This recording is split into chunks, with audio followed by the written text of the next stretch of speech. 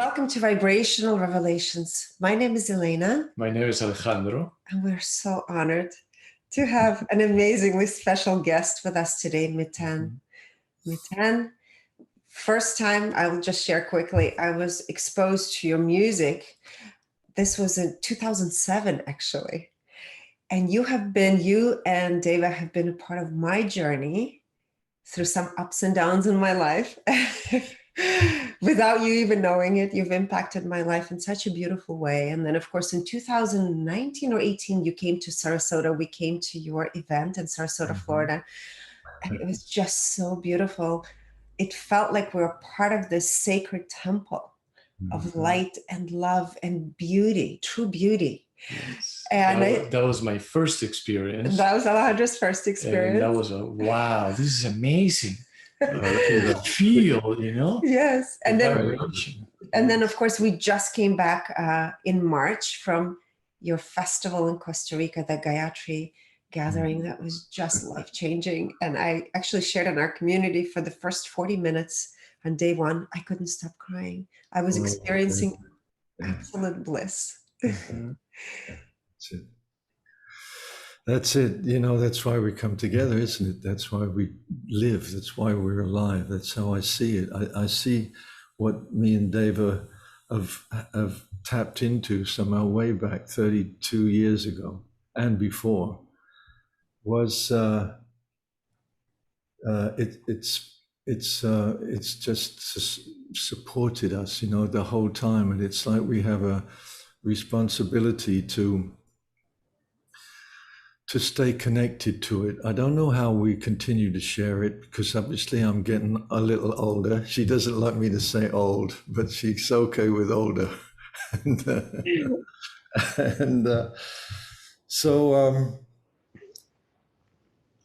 Yeah, it's total mystery, you know. We never set out to do anything. We never began this with any ambition. It was absolutely not on the menu.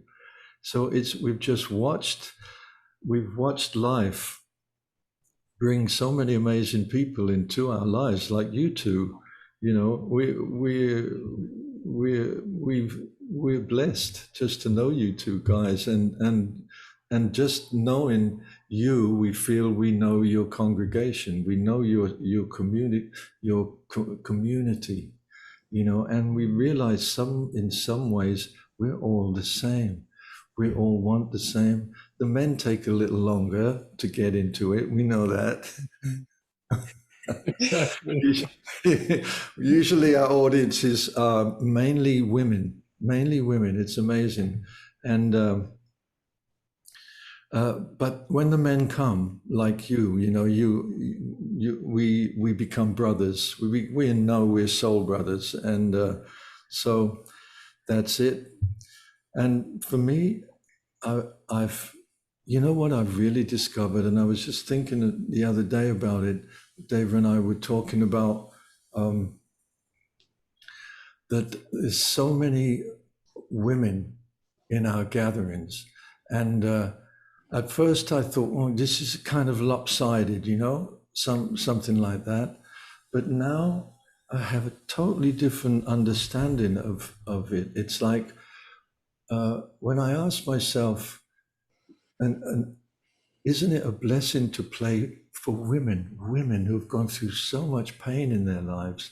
They've carried this woman's pain all through their life, their energy, their nurturing, and towards the end of their lives, they meet me and Deva, and we can be. I just see the teeny hippies in all of them. I look into their eyes. I see the teeny hippies and this beautiful flowering of a life, and I find it's an honor to play for women. It's because we all meet in a very deep place. We're not intellectualizing it. Men like to understand it.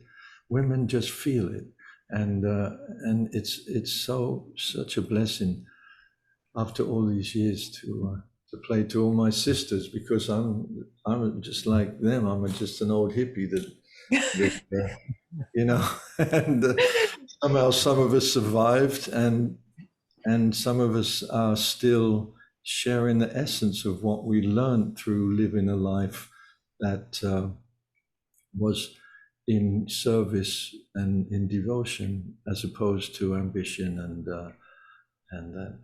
Yes, and they carry that beauty, the beauty that you share with them. They carry it and take it back to their homes, right? And impact also their husbands or boyfriends or brothers, So children, friends, and their children. you know, one of the things that I think would love to go on this beautiful journey with you today is seeing how you've blossomed and how you followed your life's calling from being a musician in a different type of music industry, right? And then going into Osho's ashram, and how that has shaped to taking you into, I would say, the sacred mantras, because to me, what you're doing today and what you have been doing for so many years is the true balm for the soul. The one way I can describe being in witnessing both of you together, and the music that you bring and the wisdom and the beauty, it just feels like I'm in the sacred womb space and my soul is just held in the most divine, beautiful vessel.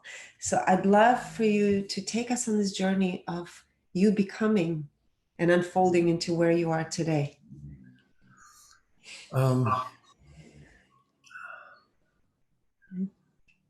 I'm just trying to figure out the best place to start that, because I'll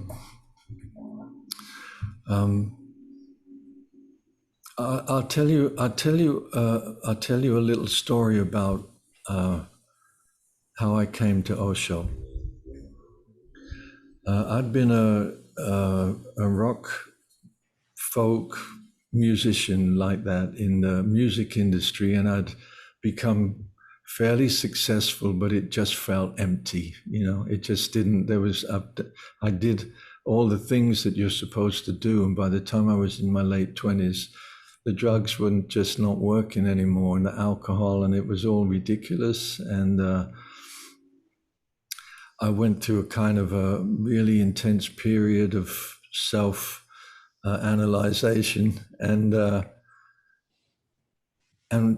you know, to tell this story, it's to inspire you guys who are listening and here. It's I want to inspire you with my story, because I knew there was something, and I was in a marriage, but I was suffocating, and it's my problem. But I couldn't find a way, even though I was being successful in my musical career and touring with Fleetwood Mac. Even I was even touring with Fleetwood Mac in Wembley and playing before them, and many like highlights of a young man's life. But I hit rock bottom, and a friend gave me a book, showed me a book, and she'd just been to Pune and she was a friend of mine, and the book was it was a transcription of 10 Zen stories that Osho spoke on, 10 Zen parables.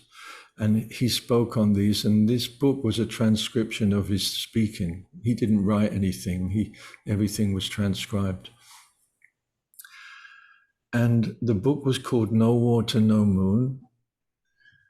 I've told this story many times, but it's always really evocative. What happens in the story, in the parable, and this is what I'm reading, is that there's a nun, a Zen nun, and she is going to the water in the well to get water to come back to the monastery. And she's carrying the bucket. It's a full moon night. She happens to, on the way back with the water, she happens to look into the bucket of water and see the full moon reflected. And exactly as she looked and she saw the moon reflected, the bucket broke, the bucket gave way, and she realized that her life had been spent on the reflection of the real thing. She knew the real thing was there. She thought the reflection was the real thing. But it wasn't until the bucket broke and she turned and she saw the full moon in all its glory that she realized her enlightenment. And for me, when I read that, that was light going on, because I realized that was my musical career. I knew there was something, but I was singing all the time to this reflection of it. And there was the full moon, and I knew it was there, but I didn't know where. So when I read that story, I knew I had to find this community, whatever it took. And to cut a long story short, when I got there, first thing, he gave me the name Prabhu Miten, which means friend of God. And I had no friends. I had nobody. I just jumped into this world because I went into a meditation. I heard Osho speak and I did a meditation. I heard people singing like I hadn't heard for years. Like I remember growing up in pubs in England. My mum would be playing the piano and all the drunken people would be around her with their drinks, singing, you know. And in a way, I saw the joy in that. And when I saw these people, they weren't drunk on alcohol. They were drunk on something absolutely cosmic. You know, there was something going on here. This music was, so I didn't tell anybody that I was a musician. And I just wanted to heal. And so basically I did the kind of classic entry into a Sangha, a spiritual community. I did menial jobs. I chopped carrots in the kitchen for a year, you know, washing rice and just healing and just learning to find myself and being accompanied by all these people who were in the same boat. We were all looking. There was no judgments. We were all helping each other, supporting each other, challenging each other, and singing together and making love and dancing and learning to be with each other naturally, without. And that was so important from my understanding. It was that Buddha could sit under a Bodhi tree because there was no internet back then, and there was no television, there was no information,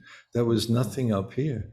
When we come to meditation, and I understood this through Osho, he gave us many physical exercises before we were ready to sit. He always guided us towards the silent, still point, but we did different techniques to get there.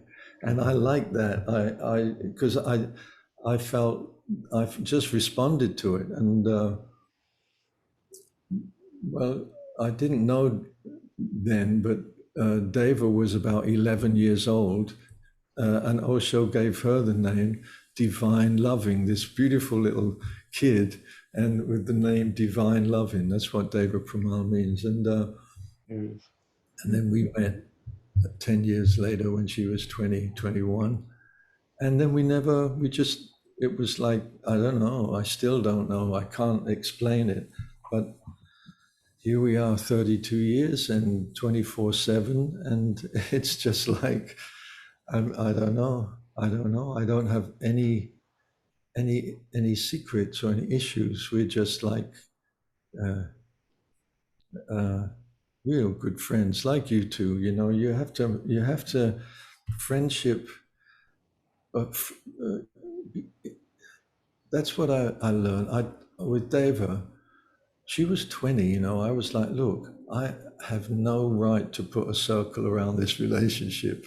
That's not what I'm here for. I'm 23 years older than you, and I want you to live. I want to be your friend. I want our priority to be our spiritual journey. That's what we support.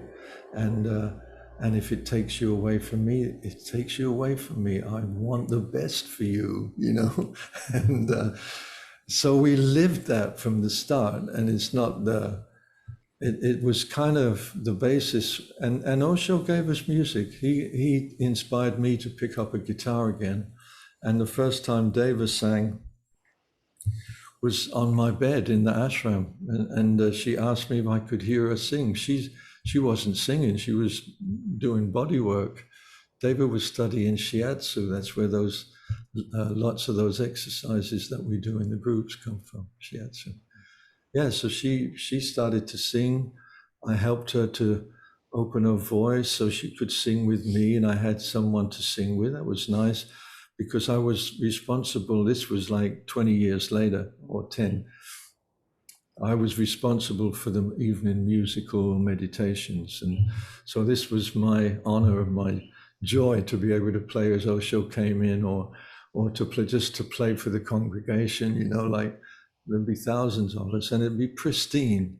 There would be such a silence, and to put music in there was such a gift. It was such a gift. Can you imagine how it feels for these musicians in bars? They turn it up, and then the people talk loud, and they turn it up, the people, and then the whole thing is just stress. And the opposite is to, Dave and I never play a note until we touch that silence, because that's where the music lives. If we start there, and we find that with the mantras, you have a starting point. But the step towards the mantra is your intention.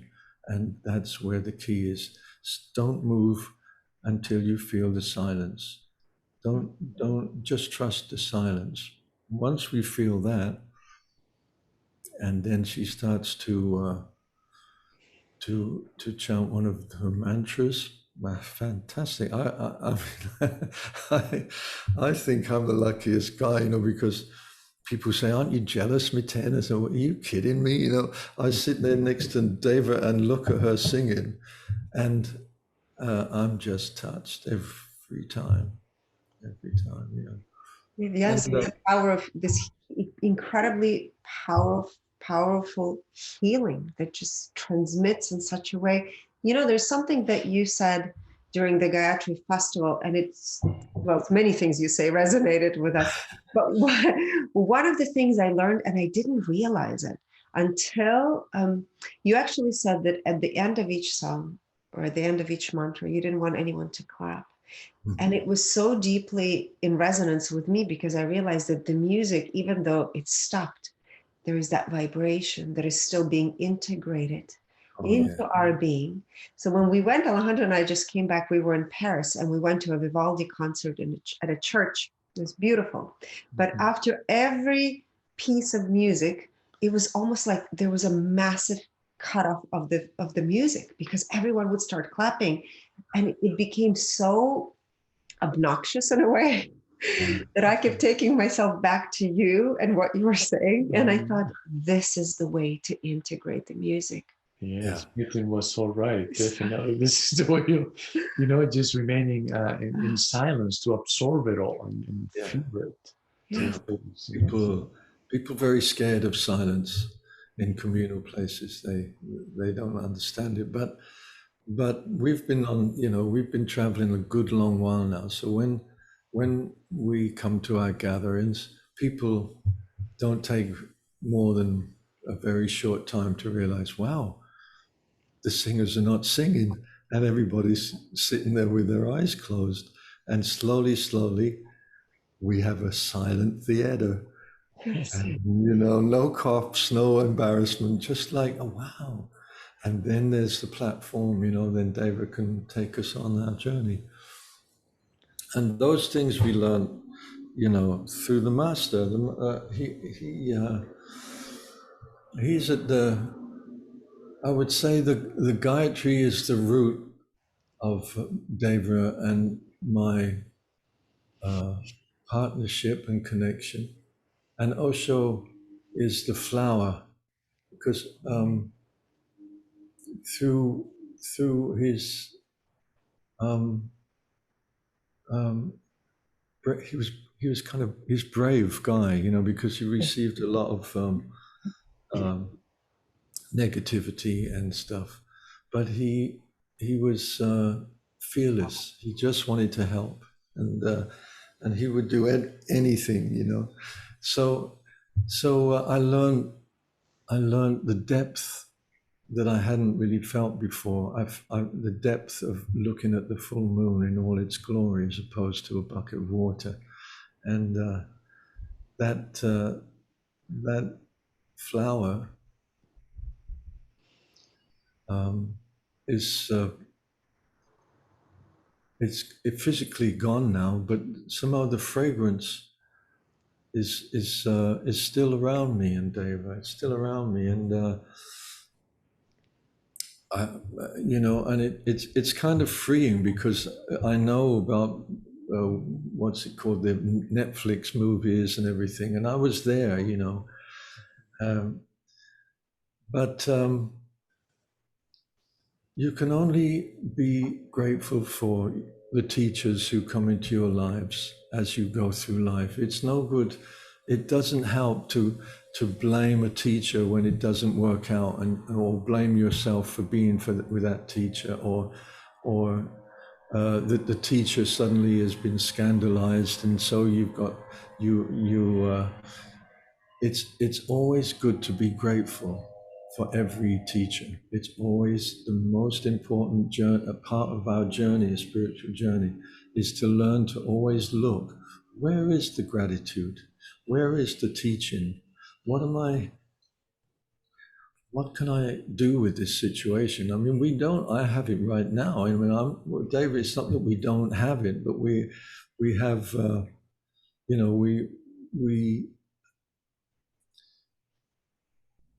we have enough experience in life to see it not as a problem, but as something interesting and something to play with, you know. So I like to keep it playful, but it doesn't mean it's not deep. It's life and death, really, to be quite honest with you, for me and Deva. There's no separation, there's no holiday. We don't kind of take a break from this. It's just it, you know. And so, so we live and die within that. And hopefully when I do die, it's going to be singing with Deva. That's my plan anyway. Oh, that sounds like heaven. Wonderful. You know, one of the things, I know you mentioned this Netflix series, but of course we watched it. And there's something that was so drastically clear in there. And then the people from the community, Osho's community, had this childlike, beautiful light coming through their eyes. It was so obvious. Mm-hmm. And then you could see the drastic opposition of the antelope community people that were just completely disconnected and in fear. And this is the energy that you can actually tune in and see. And this is the energy both you and David transmit so clearly too, having this light, childlike essence coming through you in the most natural, beautiful way. And it's a great reminder, I think, for all of us to begin to embody that playfulness in a deep way, as you share, meaningful way. But I'm wondering, how long were you in that ashram for? Or how long were you with Osho? Oh, I mean, from the time I was 29 till now, you know, I was just, you know, it just doesn't stop. It just, it's like I was saying, the flower, you know, the fragrance. What happens when I, you know, when you touch on this, it's a very strange phenomenon. You feel devotion to something, somebody who you never touched, you've never been close to, but you feel such a love, it's ridiculous. And you try and say to somebody, oh, you open my heart, I don't know. But what does that mean? And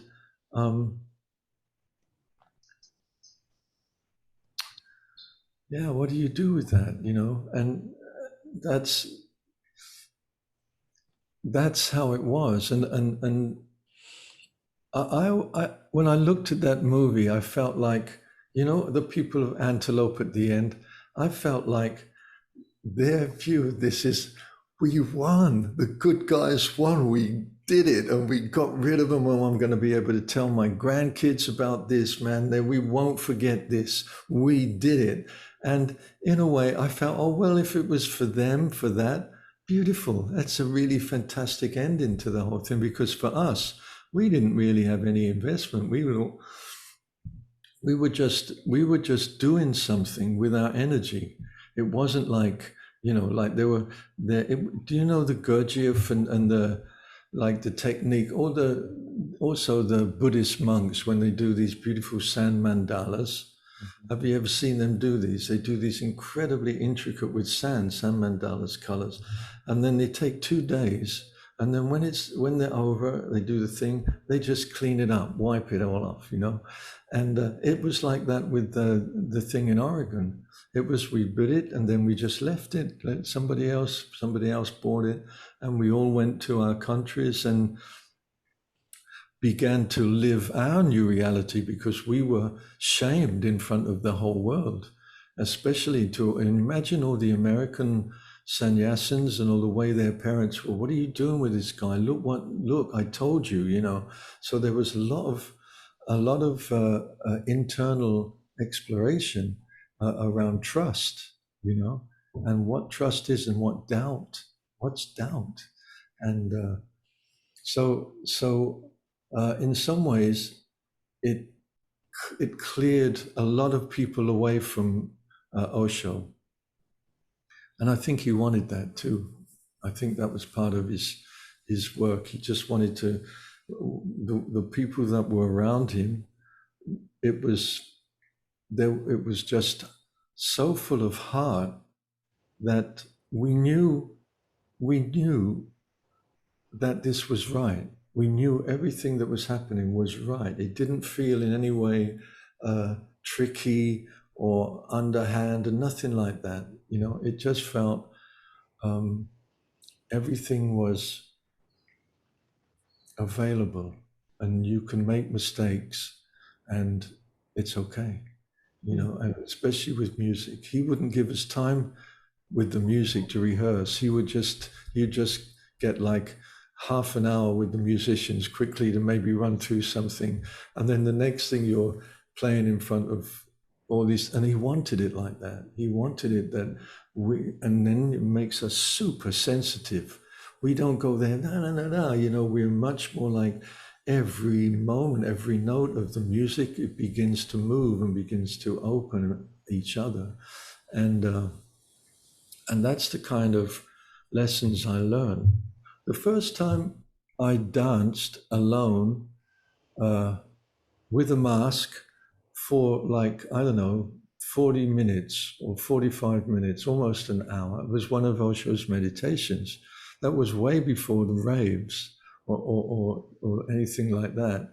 But there would be a period where you didn't stop dancing up when the song was finished. It was a piece of improvised music that took you on a journey. Now we have it all over Spotify, but back then nobody was doing that kind of thing. So to dance for 40 minutes and be taken away without any drugs, without be taken away and with a blindfold on, so nobody's looking at each other.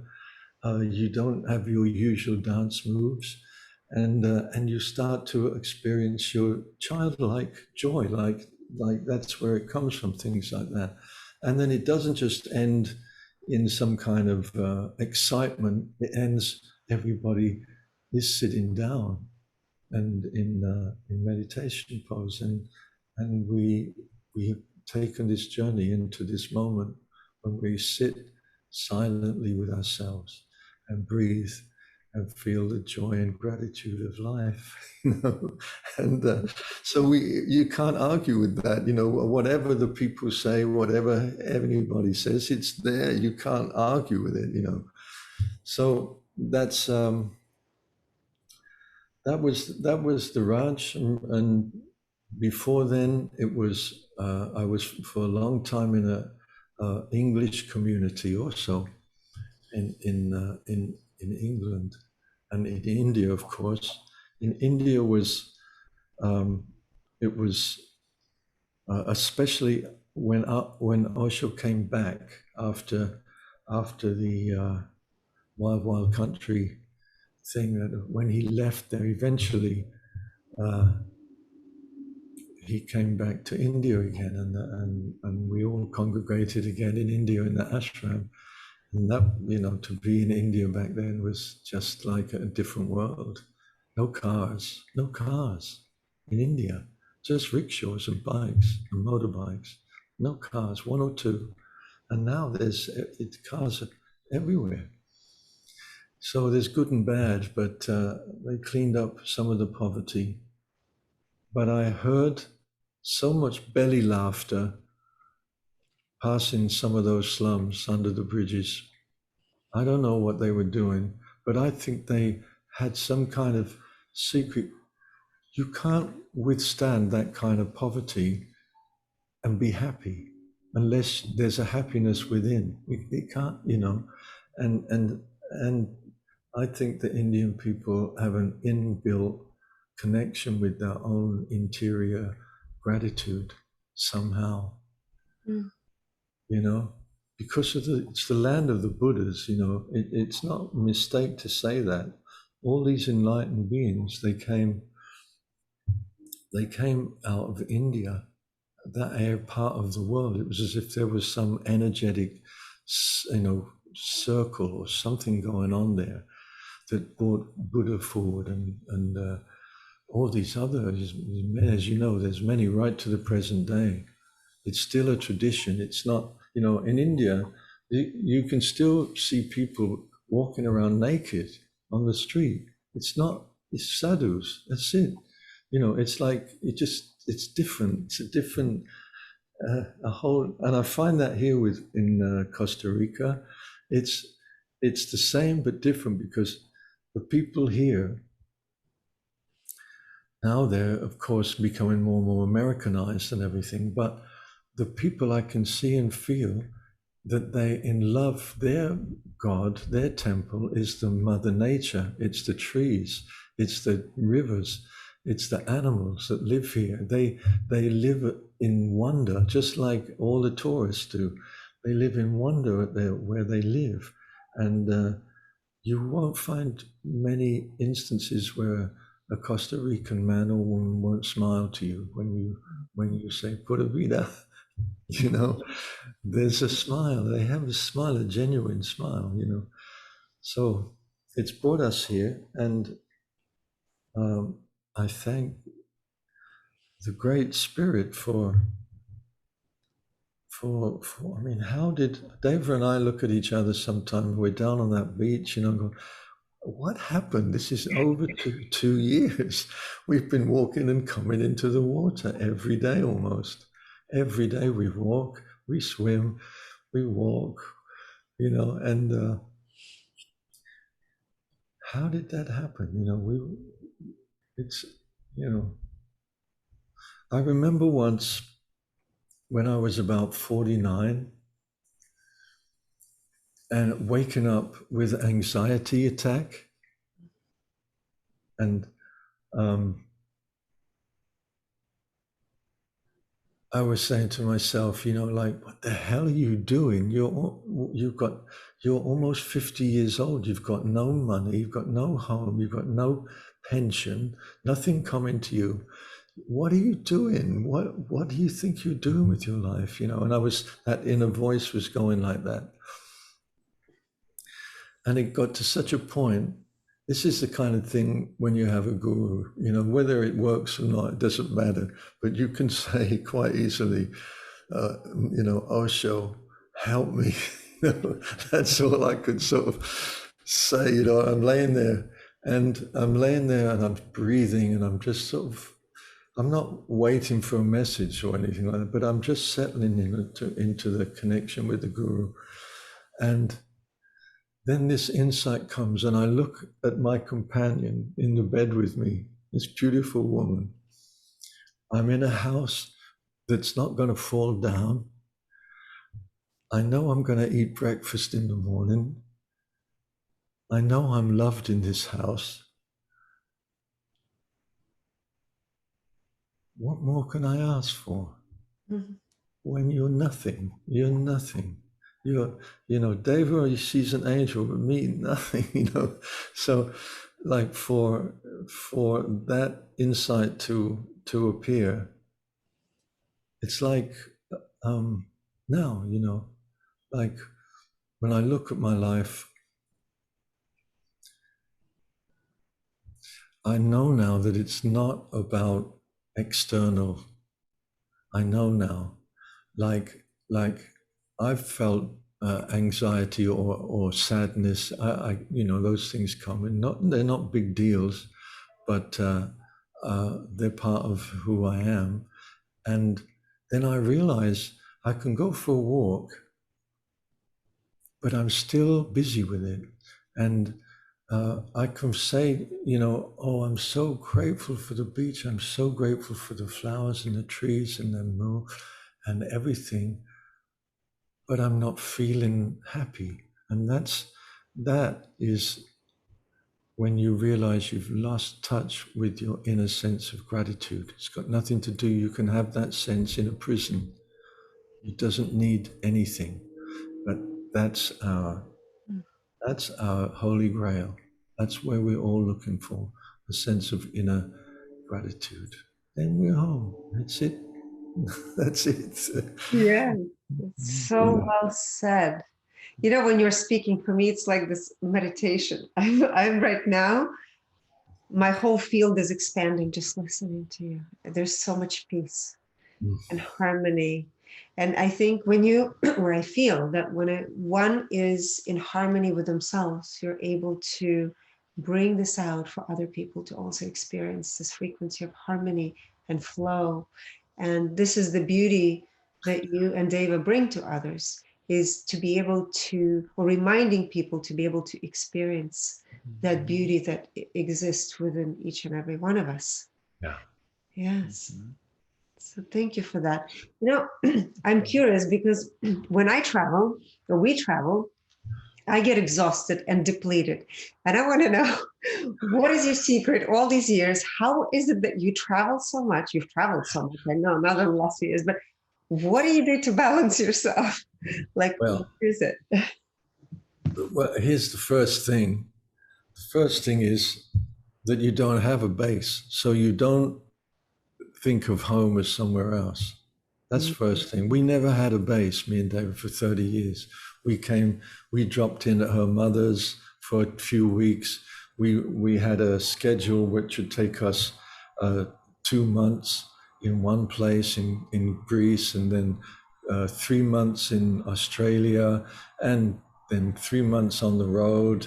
And we had some kind of thing where we went round, but we never looked over our shoulders. We were never feeling about going home because we didn't have, the choice for us was, do you feel homeless or do you feel at home wherever you are? That's the choice. And you say, yeah, I just want to feel at home. So, we'd get to a hotel and every night David would light an incense, or she would just make a little part of an altar for us. Just something simple, but just so, oh, this is home, this is it. And so that's one thing.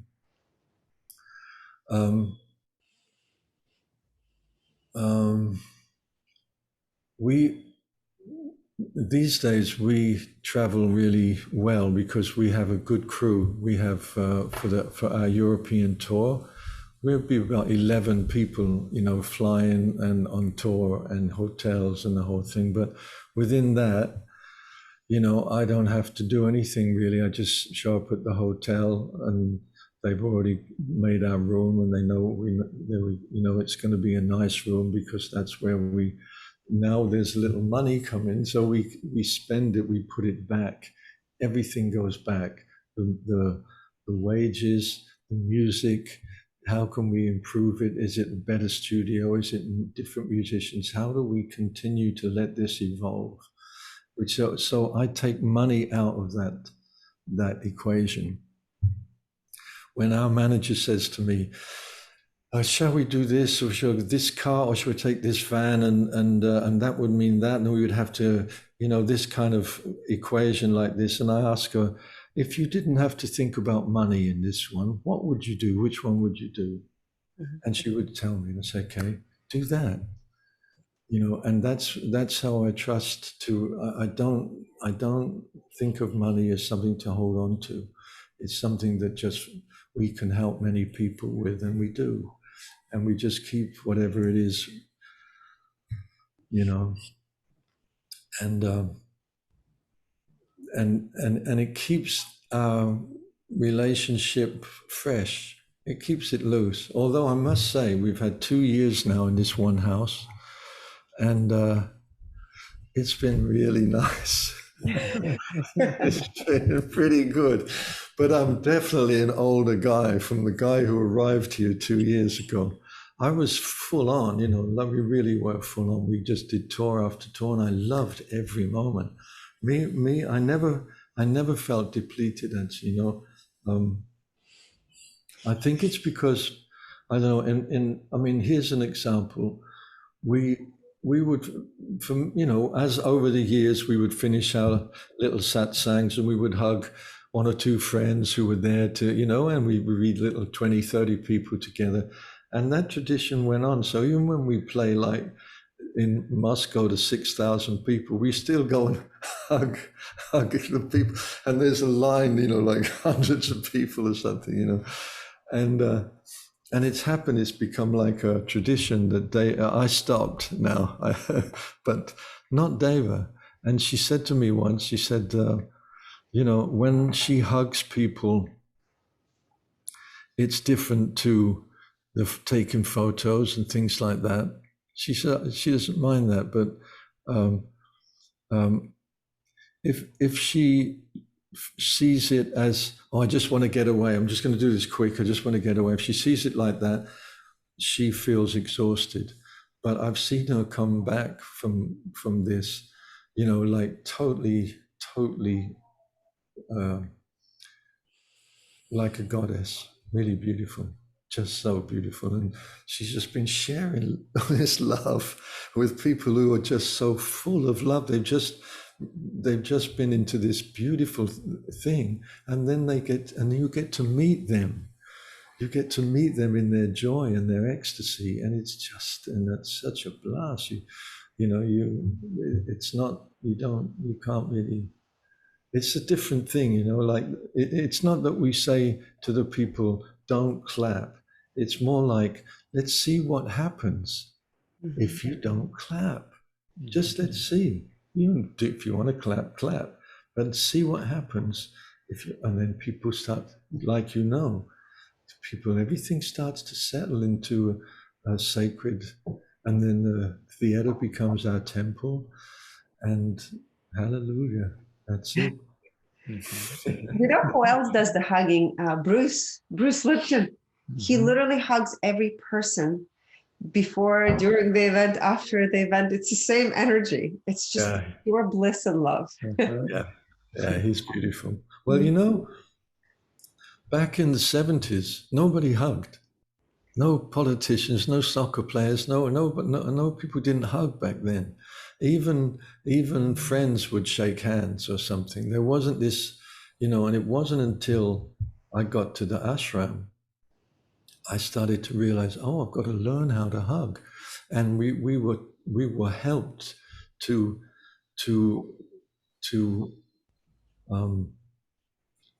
relax into holding and being held by somebody, either sex. But because we were all going through very intense times, we were in some ways raw. We were experimenting with meditation. We were experimenting with self-exploration. We were not getting much sleep. We were intent on what we were doing, and we were playing music and blissing out. Everything was happening, and to hug somebody, both is incredible. Like for me, when to hug a woman, like just without any sexual connotation at all, like a sister, and then to hug a man in that same way as a brother, not just one breath. Usually we hug for one breath, and that's it. But if you notice, but this is if it's more than two breaths. you start to be held and feel it, and that's we took many of those things out into the world that have become normal, like the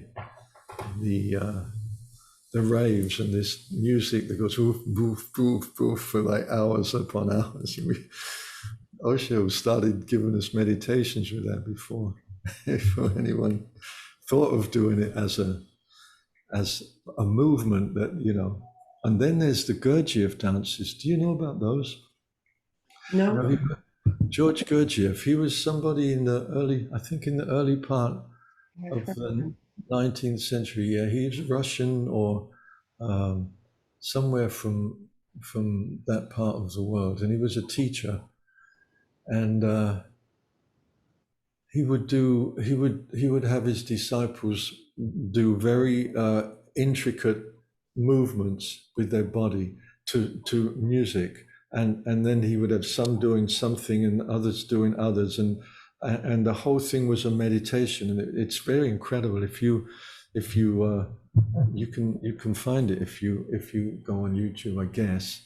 But with these kind of techniques, centering techniques, so you had to stay focused on your own thing while somebody in front of you was doing something else, and then he would have this technique where he would just go stop, and he would call it like stop, and everybody would just be plunged into the here and now, you know, and they would just freeze their hands, freeze everything, things like this, and then he would continue again. And Osho loved to do that with us. He quite often would. Osho came to dance, used to like to dance with us right up until the end. He couldn't, at the end he was too weak after Wild Country. He always said that he was poisoned when they put him in the handcuffs and took him around different places. He said, they poisoned me then. And I don't know, a year or so after that movie, when we got him back to Pune, his teeth were falling out, and he was not good, which was interesting because, you know, his whole thing was like, look, this isn't, I'm not the body. So, you know, and we saw it deteriorate, you know. So, but he would dance with us, and I don't think there were many gurus and spiritual teachers who danced with their devotees. Mainly they spoke or gave exercises, but I don't know any guru who comes out and dances, especially when he has no sense of rhythm. Oh, that's so funny. It's like this, like, just waving his arms, come, you know, and the music. And we loved him. We loved him because he didn't care, you know. He just, come on, move your energy, move, and then stop. And everything like, wow, you know, and yeah. So that was, you know, to answer the first question of this little chat, that's the story. You just have the whole thing. And if and when you talk to Deva, then there's a whole other incredible story there. This little girl, her father is an artist. Her father was, you know, into yoga. Her father was 5 years after the terrible war, which he was in, which he didn't have a choice not to be. And he was 5 years in a coal mine at the end of the war. He was captured and kept.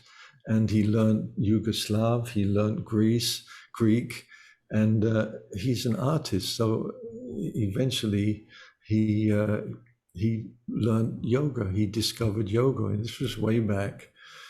And so he was a really interesting guy who never spoke of himself in the first person. He always spoke, Wolfgang would like some tea, or Wolfgang's just going to the bathroom, you know, like this. You know. Oh, that's funny. Wow. I know, because that's a technique that separates you from your ego, you know. So his thing was, you know, but sometimes he would go to the doctors. in the waiting room, no chair for him. He would sit on the floor, you know.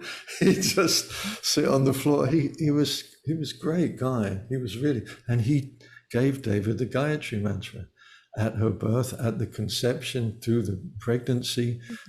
Deva's blood is full of the Gayatri mantra. Her father gave it to her as a real practice. He wasn't messing around. He was not going to mess around, this guy. And he gave it to her, and he had her chanting it every night for bedtime, right up until she rebelled and wanted to become a Christian. And you know, maybe this is your secret to stay balanced. Is this? Do you guys chant those mantras every day? Yeah, more or less. I mean, you know, that we probably. There you go. Actually, we do chant every day before food. Yeah. Which mantra do you chant before you eat? Om Shanti Shanti Shanti. Om Shanti Shanti Shanti. Om Shanti Shanti Shanti. A prayer for universal peace, and the food brings a sense of universal peace, and we give thanks. Om Shanti Shanti Shanti. Beautiful. And do you fall asleep with an Om sound too, or no? You know what? I'm in bed by 9 o'clock these days. I really am enjoying. I mean, we have a little food about. We go to the beach, come back about six, maybe 7. We have a little food, and then I'm waiting for 8 o'clock, and sometimes we. You know, I mean, Deva's busy. Deva has, she's incredible, Deva. She's, you know, it's quite something that's grown up around it all. And what's happened for Deva is she's very caring, and she takes care of a lot of people, in friends, in ways, in one way or another, supporting them. Quite often, you know, there'll be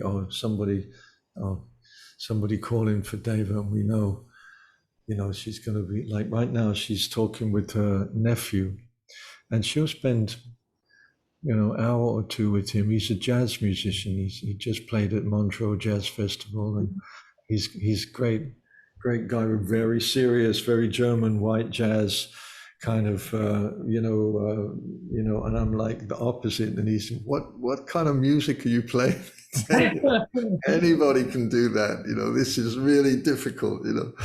And so we have such different.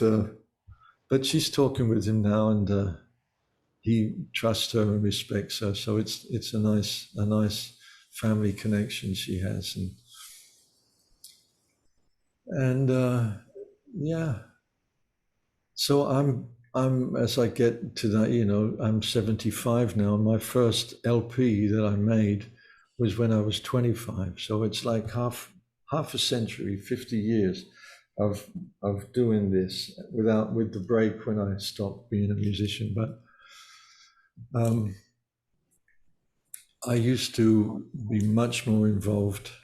Of course, it was a partnership once. Now at my age, we have a good team, a good crew of people who are organizing posters for the tour, organizing the travel, organizing the musicians I want for them to get in touch, and we all come together.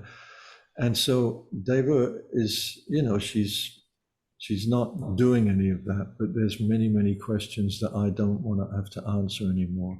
So I'm happy to step back now.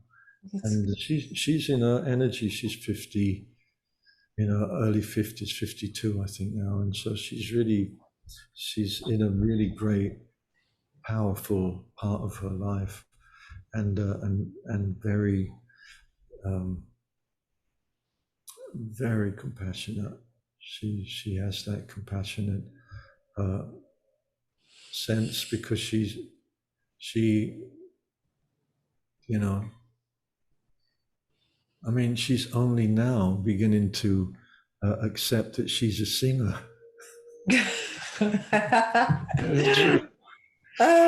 You Isn't know, that amazing? yeah, I wanted to talk briefly about the sense of community and how meaningful it is to have this community. You have this global community, but also how chanting and having this community has helped you recover in the last couple of years, right? When you underwent surgery. What year was it? 2019 or 20? 20, I think, right? No, I think it was about 4 years ago Oh, now. 4 years ago. Yeah, Wow, I think time about flies. Okay. 4 or 5 years ago.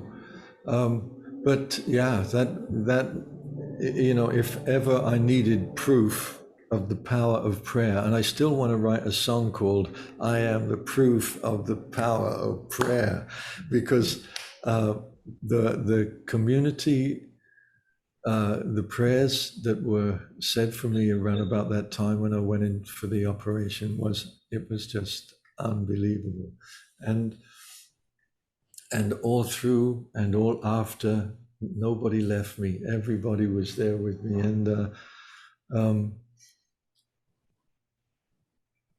and so much so that the doctors like, well, you're really amazingly fast healing, and it's very good. What are you doing? And I gave him my phone and said, look at my Facebook site. Do you know how many people actually were there for you? Oh, I don't know. I was too out of it to know, but many, many thousands, many, many thousands. And it was like, I didn't even know, it was just, and then this is the community. Then 6 weeks after that double bypass thing, 6 weeks, I was in Boulder, Colorado, rehearsing the band, and just about to begin the tour, and so I had to take it easy, but but it was a beautiful exercise because I had those 6 weeks. Once I started to feel better, and I had a really strong experience of a rebirth during those 6 weeks, really strong moment when I realized I was being reborn, and I actually arrived at my birth. It was really like it was a beautiful moment, again shared with Deva and the Gayatri Mantra, and we got to Boulder. I put together 3 really great musicians and 4 great musicians, but they weren't necessarily familiar with what we did, what these mantras actually do. They were very good English kind of rock, very good musicians, not jazz and sensitive guys. So it was a challenge for them to find out what is this and how do we do it. And so we put together a collection of mantras that they would play for 1 hour before an interval at a concert. So we would play for 1 hour, and I wouldn't be on the stage. I wasn't ready for the whole thing. But after the break, I would come out with Deva and the band, and just to play some songs, and I was met and welcomed by everybody standing up and just clapping as if I'd done something. It was like, this is the power of community, this is the power of community. And I have no idea where it is now. We've all been locked up for 2 years. So we are coming back on the road. In September, we begin in Stockholm, and then we come to a few concerts in Germany, and we go to Paris and London, and I don't know, we come to many different places. And I have no idea now. I just hope that everybody comes, because I feel like we so need to be together. Do not miss this, And I've especially made such a beautiful ensemble of musicians to support the mantras and Deva and all of us. that just today, Deva and I have one really favorite guitar player, and he's a friend of ours from the ashram, and he's kind of famous blues musician now in Canada. His name is Harry Manx, and we were just thinking about to have another guitar player in the band. Why not? And we thought of Harry, and so I called him up. He plays amazing slide guitar, like Indian slide guitars, beautiful playing and great sound. And he's coming on tour with us too. So it's like this. I'm just hoping that people are not too still scared. I'm hoping that they will come out and say, "Hey, come on, let's meet and let's congregate again and let's I think begin." people are so ready for this now. Yes, and yes. We've noticed that in Paris. Yeah, we just came back from Paris. Everything is open. People are actually, I was very surprised how many people are out traveling right now. There's a lot of tourists, so I'm sure your places are going to be filled with people. Yes. I hope you guys have plans to come to Florida. We will sometime. We just, Florida was always on our schedule. We always played somewhere there, Miami or Sarasota, of course. Yeah. So yeah, thank you for your invitation. We will see you again. Definitely. And I just wonderful. can't recommend enough for those people that are just thinking, should I not? But also being part of your Gayatri gathering, which I think is so phenomenal. And then you guys have an app too, right? It's a community app where there's a lot going on too. Yeah, daily meditations and weekly live connections with me and Deva, and insights and recipes and videos and music and whatever. It's all there, and many kindred spirits just like us who are reaching out and being connected in this new way right now. Yes. And so it's been beautiful. Yeah, the Gayatri app, it's called Gayatri Sangha app. And when do you have are you having another gathering coming up for the Gayatri? Yeah, we have one here on the 28th of May, and there's still some places. So if you want to come over, I'll reserve you some places. Yes. And then again, this year, are you guys doing it in Greece this year as well, or no? No, Greece we're not going to do. We're going, I think now we're building a home here, you know. We're actually going to build we're actually in the process of building it. And that was just a total surprise to me, because I never expected to be building a house. But it was something that we realized, hey, this is really nice for Deva as well, you know, thinking of the future, me gone. This is a beautiful place for Deva to be if she wants to be. It's just like paradise. And we love the people and the Costa Rican people. Deva is learning Spanish really well. She's having tennis coaching.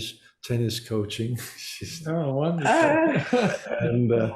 and she's having singing lessons, which is really great, because we could never find a singing teacher that we vibed with, but she found one now, and it's just helping her so much because, like I say, she never considered herself a singer. She just sang these mantras, and the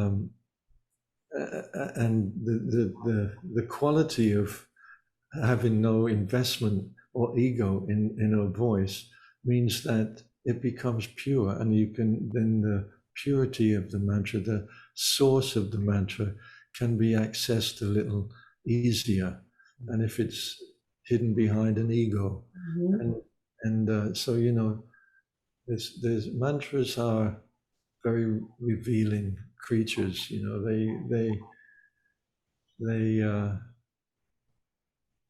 they tell you the truth, and they show you the truth, and that's something that really sustains me and Deva, you know.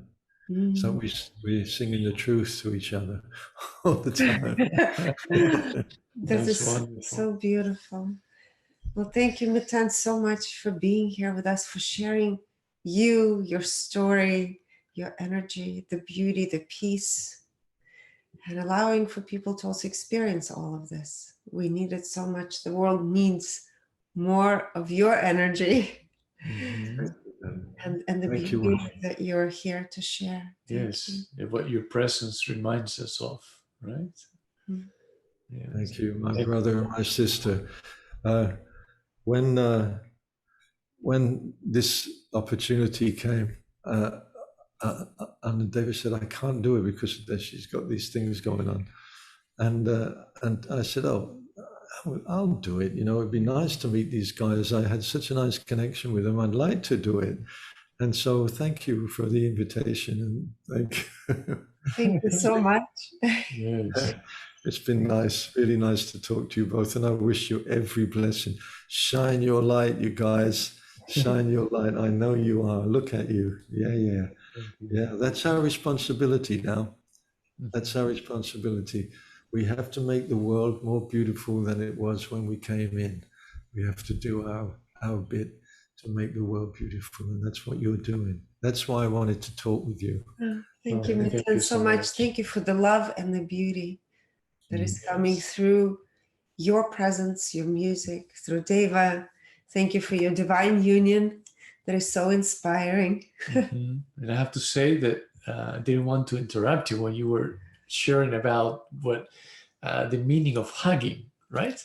And I shared this with Elena after I got a hug from you. I said, it just felt different. It felt peaceful, and I could feel the energy, his essence, seriously, right? And You I did? was so in awe that I had to share it with her.